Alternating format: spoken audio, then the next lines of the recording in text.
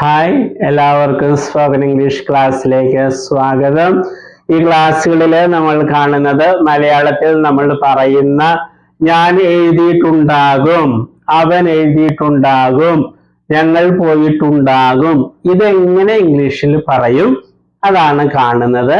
ഇംഗ്ലീഷിൽ ഇതിനെ future perfect tense എന്നാണ് വിളിക്കുന്നത്. എല്ലാ ക്ലാസ്സിലും പറയുന്നത് പോലെ ഈ ടെൻസിന്റെ പേരൊന്നും പഠിക്കേണ്ട ആവശ്യമില്ല. സ്കൂൾ സ്റ്റുഡൻസിനെ ഉദ്ദേശിച്ച് മാത്രമാണ് ഇത് എഴുതിയിട്ടുള്ളത്.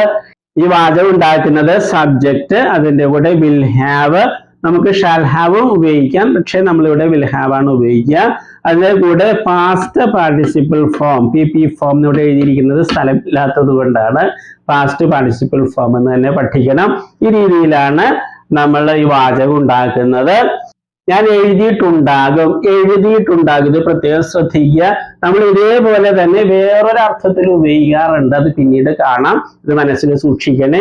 നമ്മൾ ഒരു വാചകം കണ്ടു കഴിഞ്ഞു, ഐ വിൽ ഹാവ് റിട്ടൺ, ഞാൻ എഴുതിയിട്ടുണ്ടാകും. ഇവിടെ നോക്കുക, 3 വാക്കുകളുണ്ട് വെർബില്. Will have written. നമ്മൾ ഇങ്ങനെ മനസ്സിലാക്കണം. വില്ലിന് പ്രത്യേകിച്ച് അർത്ഥമില്ല, ഹാവിന് പ്രത്യേകിച്ച് അർത്ഥമില്ല, റിട്ടണിന് പ്രത്യേകിച്ച് അർത്ഥമില്ല. വിൽ ഹാവ് റിട്ടൺ എന്ന് പറയുന്നതാണ് മലയാളത്തില് എഴുതിയിട്ടുണ്ടാകും. നമുക്കത് ഒരു വാക്കേ ഉള്ളൂ. ഇംഗ്ലീഷിൽ 3 വാക്കുകൾ ചേരുമ്പോഴാണ് മലയാളത്തിൽ നമ്മൾ പറയുന്ന എഴുതിയിട്ടുണ്ടാകും എന്നുള്ളത് കിട്ടുന്നത്. ഇത് ചോദ്യം ഉണ്ടാക്കുന്നതാണ്. ചോദ്യം ഉണ്ടാക്കുന്ന രീതി നമുക്കറിയാം. വെർബിന്റെ ആദ്യ ഭാഗം കൊണ്ടുവന്ന് മുന്നിലിട്ടാല് ചോദ്യമായി, എഴുതുമ്പോൾ ക്വസ്റ്റ്യൻ മാർക്ക് കൂടി ഇടുക. ഇവിടെ ശ്രദ്ധിക്കണം, 3 വാക്കുകളില് ആദ്യത്തെ വാക്യം മുന്നിൽ കൊണ്ടുവന്നിടുകയുള്ളൂ, 2 വാക്കുകൾ കൊണ്ടുവന്നിട്ടില്ല. വിൽ ഹാവ് ഐ എന്ന് പറയില്ല. ഓക്കെ, വിൽ ഐ ഹാവ് അങ്ങനെ പറയുള്ളൂ. വിൽ ഐ ഹാവ് റിട്ടൺ, ഞാൻ എഴുതിയിട്ടുണ്ടാകുമോ, അവൻ പോയിട്ടുണ്ടാകുമോ, വിൽ ഹി ഹാവ് ഗോൺ, ആ രീതിയിലാണ് ചോദ്യം ഉണ്ടാകുന്നത്. വിൽ ഐ ഹാവ് റിട്ടൺ, ഞാൻ എഴുതിയിട്ടുണ്ടാകുമോ. ഇവിടെ സിംഗുലർ ആയാലും പ്ലൂറൽ ആയാലും ഒരേ കാര്യം തന്നെയാണ് ഉപയോഗിക്കുക, അത് മനസ്സിൽ സൂക്ഷിക്കുക. നമുക്ക് നോക്കാം. Will I have written a story by evening, വൈകുന്നേരമോടെ ഞാൻ ഒരു കഥ എഴുതിയിട്ടുണ്ടാകുമോ. Will I have finished this book by tomorrow, നാളത്തോടെ ഈ പുസ്തകം ഞാൻ തീർത്തിട്ടുണ്ടാകുമോ. Will I have cooked dinner before 8 മുൻപ് ഞാൻ ഡിന്നർ പാചകം ചെയ്തിട്ടുണ്ടാകുമോ. Will I have design the website by Friday, വെള്ളിയാഴ്ചയോടെ ഞാൻ ആ വെബ്സൈറ്റ് ഡിസൈൻ ചെയ്തിട്ടുണ്ടാകുമോ. Will I have build the new school by next year, അടുത്ത വർഷമോടെ ഞാൻ ആ പുതിയ സ്കൂള് പണിതിട്ടുണ്ടാകുമോ. Will I have solve the problem by March, മാർച്ചോടെ ഞാൻ ആ പ്രശ്നം പരിഹരിച്ചിട്ടുണ്ടാകുമോ. അടുത്തത് നമുക്ക് യു നോക്കാം. ബിയും നിങ്ങൾ പ്രാക്ടീസ് ചെയ്യുക, ഇതേപോലെ തന്നെ, എല്ലാം ഒരേപോലെ തന്നെയാണ്. Will you have written a story by evening, വൈകുന്നേരമോടെ നീ ഒരു കഥ എഴുതിയിട്ടുണ്ടാകുമോ. Will you have finished this book by tomorrow, നാളത്തോടെ നാളെയോടെ നീ പുസ്തകം തീർത്തിട്ടുണ്ടാകുമോ. Will you have cooked dinner before 8 മുൻപ് നീ ഡിന്നർ കുക്ക് ചെയ്തിട്ടുണ്ടാകുമോ. Will you have design the website by Friday, വെള്ളിയാഴ്ചയോടെ നീ ആ വെബ്സൈറ്റ് ഡിസൈൻ ചെയ്തിട്ടുണ്ടാകുമോ. Will you have build the new school by next year, നീ ആ പുതിയ സ്കൂള് അടുത്ത വർഷത്തോടെ പണിതിട്ടുണ്ടാകുമോ. Will you have solve the problem by March, മാർച്ചോടെ ആ പ്രശ്നം നീ പരിഹരിച്ചിട്ടുണ്ടാകുമോ. ഇനി അടുത്തത് ഹി നോക്കാം. ഹി സിംഗുലർ ആണെങ്കിലും ഇതേപോലെ തന്നെ ഉപയോഗിക്കുക. ഇവിടെ പ്രത്യേകം ശ്രദ്ധിക്കണേ, ഹീക്ക് ശേഷം ഇവിടെ ഹാസ് എന്ന് വെച്ചേക്കരുത്, ഹാവ് തന്നെ ഉപയോഗിക്കുള്ളൂ. കാരണം ഈ വെർബ് ഉണ്ടാക്കുന്നത് വിൽ ഹാവ് വെച്ചാണ്, വിൽ ഹാസ് എന്ന് ഒരിക്കലും പറയില്ല. ഓക്കെ, പ്രാക്ടീസ് ചെയ്താൽ ഇതുപോലെ പറയാൻ പറ്റും. Will he have written a story by evening, അവനൊരു കഥ വൈകുന്നേരമോടെ എഴുതിയിട്ടുണ്ടാകുമോ. Will he have finished this book by tomorrow? നാളത്തോടെ അവൻ ഈ പുസ്തകം തീർത്തിട്ടുണ്ടാകുമോ? Will he have cooked dinner before 8? Will he have cooked dinner before 8? 8-ന് മുൻപ് അവൻ ഡിന്നർ കുക്ക് ചെയ്തിട്ടുണ്ടാകുമോ? Will he have designed the website by Friday? Will he have designed the website by Friday? വെള്ളിയാഴ്ചയോടെ അവൻ ആ വെബ്സൈറ്റ് ഡിസൈൻ ചെയ്തിട്ടുണ്ടാകുമോ? Will he have built the new school by next year? Will he have built the new school by next year? അടുത്ത വർഷത്തോടെ അല്ലെങ്കിൽ അടുത്ത വർഷമോടെ അവൻ ആ പുതിയ school പണിതിട്ടുണ്ടാകുമോ? Will he have solved the problem by March? Will he have solved the problem by March? മാർച്ചോടെ അവൻ ആ പ്രശ്നം പരിഹരിച്ചിട്ടുണ്ടാകുമോ?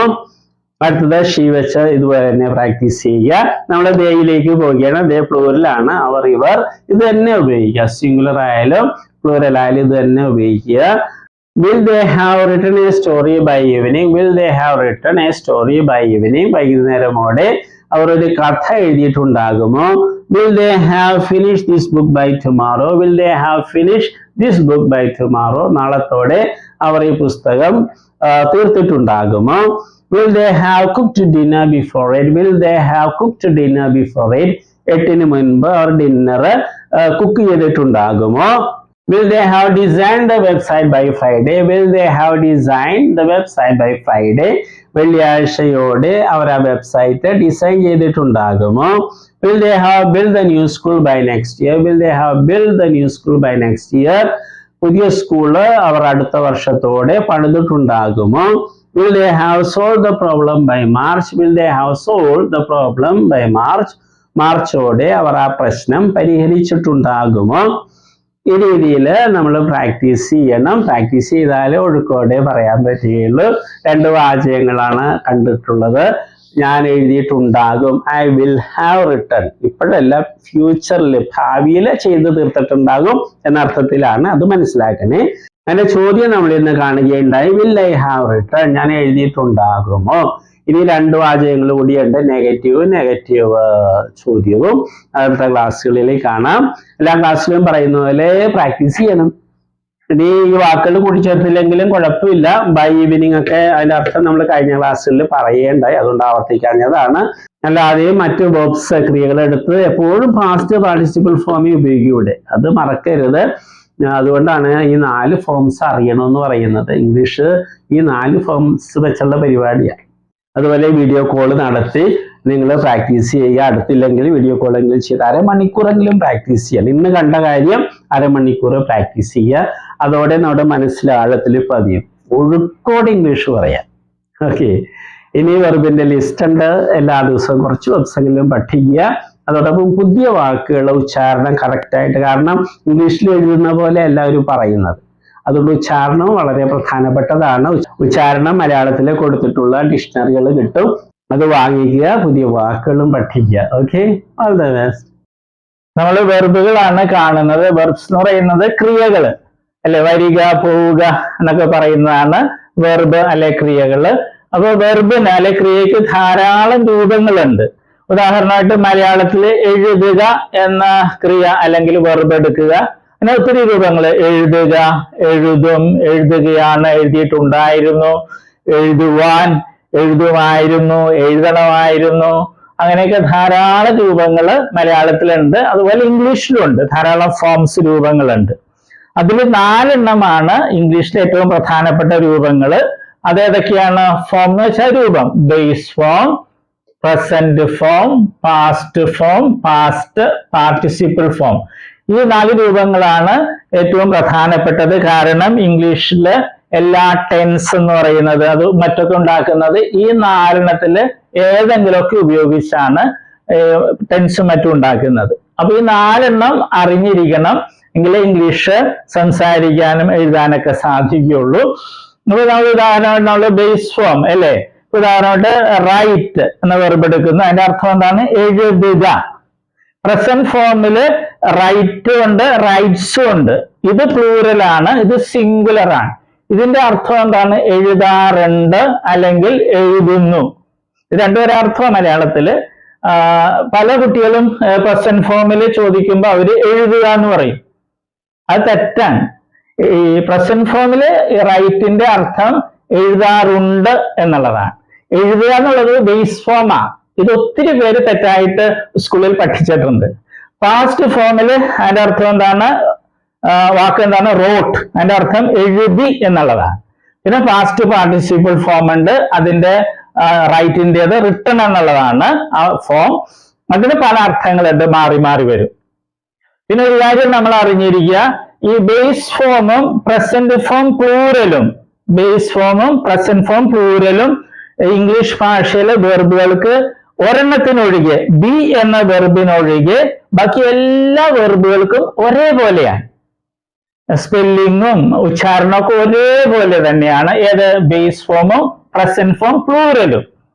അർത്ഥം വ്യത്യാസമുണ്ട്. ബേസ് ഫോമിൽ എഴുതുക എന്നുള്ളതാണ് റൈറ്റ് എന്ന് പറയുമ്പോൾ, പ്രസന്റ് ഫോമിൽ റൈറ്റ് എന്ന് പറയുമ്പോൾ എഴുതാറുണ്ട് എന്നുള്ളതാണ്. ഇംഗ്ലീഷ് ഭാഷയിൽ 1,70,70,000-ലധികം വെർബുകൾ, ക്രിയകളുണ്ട്.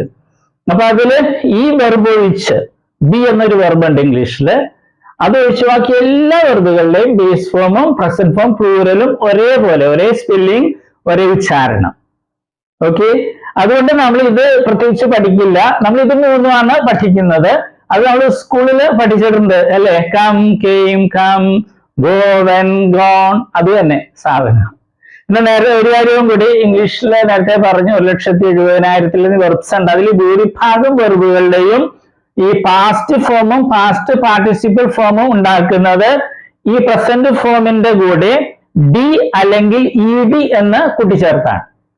ഒരിക്കൽ കൂടി പറയട്ടെ, ഇംഗ്ലീഷ് ഭാഷയിലെ ഒട്ടുമിക്ക വെർബുകളുടെയും പാസ്റ്റ് ഫോമും പാസ്റ്റ് പാർട്ടിസിപ്പിൾ ഫോമും ഉണ്ടാക്കുന്നത് ഡി അല്ലെങ്കിൽ ഇ ഡി എന്ന് പ്രസന്റ് ഫോമിന്റെ ഈ പ്ലൂറലിനോടുകൂടെ കൂട്ടിച്ചേർത്താണ്. അല്ലാതെ കുറെ വെർബ്സ് ഉണ്ട്. അപ്പൊ പക്ഷെ അതാണ് നമുക്ക് ഒത്തിരി ഉപയോഗിക്കുന്നത്. അതിലൊരു ഒരെണ്ണമാണ് ഇത്, റൈറ്റ്, റോട്ട്, റിട്ടൺ. ഇത് മൂന്ന് രീതിയാണ്. റൈറ്റ്, ഇത് വേറെ രീതി, റോട്ട്, ഇത് റിട്ടൺ. ഓക്കെ, അപ്പൊ നമ്മൾ ഇത് മൂന്നും പഠിക്കുള്ളൂ. നേരത്തെ പറഞ്ഞതുപോലെ ഇത് പ്രത്യേകിച്ച് പഠിക്കേണ്ട കാര്യമില്ല, ബേസ് അർത്ഥം അറിഞ്ഞിരുന്നാൽ മതി. ഓക്കെ, ഇപ്പൊ കമ്മിന്റെ അർത്ഥം എന്ന് പറഞ്ഞാൽ വരിക. ബേസ് ഫോമിൽ കം എന്ന് പറഞ്ഞാൽ വരിക എന്നായിരിക്കും. പ്രസന്റ് ഫോമിൽ വരാറുണ്ട് എന്നായിരിക്കും അർത്ഥം. ഉച്ചാരണവും സ്പെല്ലിങ്ങും ഒന്ന് തന്നെ ആയിരിക്കും. അപ്പൊ നമ്മളിത് മൂന്ന് സ്കൂളിൽ നമ്മൾ പഠിച്ചിട്ടുണ്ട്. അത് ശരിയായിട്ടൊന്ന് മനസ്സിലാക്കണമെന്നേ ഉള്ളൂ. നമ്മളൊരു 16 ലിസ്റ്റ് വെർബുകൾ ഉണ്ടാക്കിയിട്ടുണ്ട്. ഏറ്റവും കൂടുതൽ ഉപയോഗിക്കുന്ന വെർബ്സ് ആണ്. ഇടിയും ചേർത്തതും ഉണ്ട്, പിന്നെ ഈ പ്രത്യേകതയുള്ള വെർബ്സും ഉണ്ട്. അത് നമ്മൾ പഠിക്കണം. വെർബുകളുടെ ലിസ്റ്റിലെ 10ാമത്തെ ലിസ്റ്റാണ് നമ്മൾ ഇന്ന് കാണുന്നത്.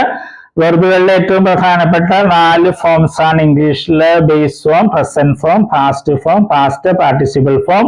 പക്ഷെ നമ്മൾ പഠിക്കുമ്പോൾ 3 പഠിക്കുകയുള്ളൂ: പ്രസന്റ് ഫോമും പാസ്റ്റ് ഫോമും പാസ്റ്റ് പാർട്ടിസിപ്പിൾ ഫോമും.